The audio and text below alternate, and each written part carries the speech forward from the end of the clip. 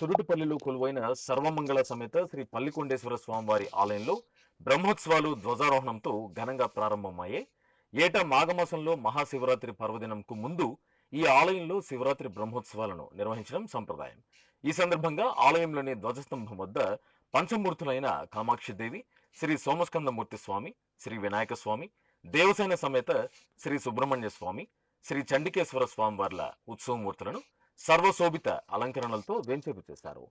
అనంతరం శాస్త్రోక్తంగా నంది ధ్వజపటానికి, ధ్వజస్తంభానికి ఆరాధనలు పూర్తి చేసి హారతలు అందజేశారు.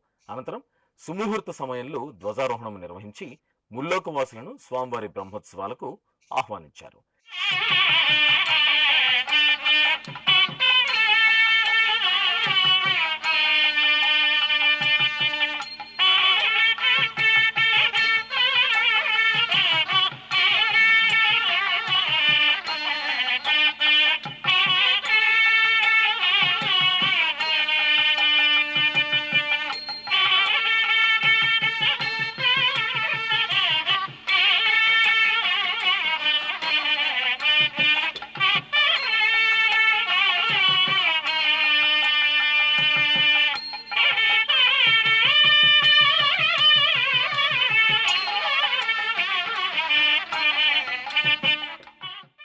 పావన గోదావరి తీరంలో